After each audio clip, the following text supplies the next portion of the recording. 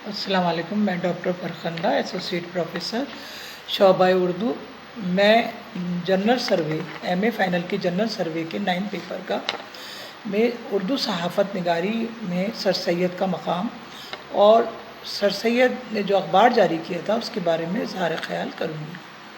1857 का गदर हिंदुस्तान की तारीख़ में ख़ास अहमियत रखता है।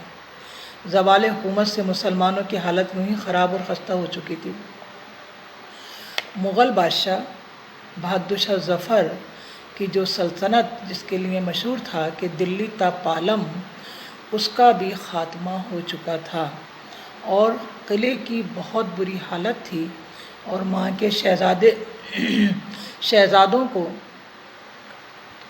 कत्ल करके उनका सर बहादुर शाह ज़फ़र के सामने पेश किया गया और बहादुर शाह ज़फ़र को रंगून की जेल में क़ैद कर दिया गया, क्योंकि बहादुर शाह ज़फ़र ने 1857 के गदर की कमांडिंग की थी, सरबराही की थी। इसलिए सबसे ज़्यादा अंग्रेज़ों का ताब, अंग्रेज़ों के जुल्म सितम का निशाना बहादुर शाह ज़फ़र और उनके ख़ानदान के अहल व अयाल हुए। अंग्रेज़ों को ये भी डर था कि कहीं ऐसा ना हो कि ये मुग़लिया हुकूमत फिर से दोबारा कोशिश करे हुकूमत पाने की, इसलिए उन्होंने पूरी तरह से मुग़लिया सल्तनत का सर कुचल दिया और उसका ख़ात्मा कर दिया। और जो बड़े बड़े नवाब और जागीरदार थे उनका भी, जो उसमें शामिल हुए थे गदर में, उनका सबका बहुत बुरा हाल किया। उनकी जागीरें ज़ब्त कर ली गईं, उनकी नवाबियत छीन ली गई। यानी ये हाल था कि दिल्ली की सड़कों पर जगह जगह लाशें नज़र आती थीं। गालिब ने भी अपने खतूत में मिर्ज़ा हरगोपाल तफ्ता के नाम इसका इजहार किया है कि इस 1857 के गदर में मेरे बहुत से चाहने वाले चले गए। और ये सब बातें सर सैयद अहमद ख़ां अपनी आँखों से देख रहे थे, क्योंकि सर सैयद के वालिद का और सर सैयद का किले में आना जाना था। सर सैयद का ख़ानदान एक बारूसूख ख़ानदान था, उनकी अंग्रेज़ों के यहाँ भी जाना आना था और किले मौला में भी सर सैयद और उनके वालिद का जाना आना था।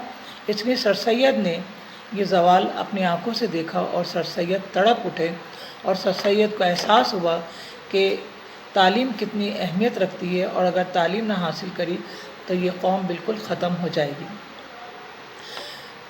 उससे ज़वाल हुकूमत से मुसलमानों में अफसरदगी, नाउम्मीदी पैदा हो गई और मुसलमान हाल और मुस्तक़बिल से बेनियाज़ माज़ी के सुनहरे दौर को याद करके सिर्फ़ आंसू बहा रहे थे।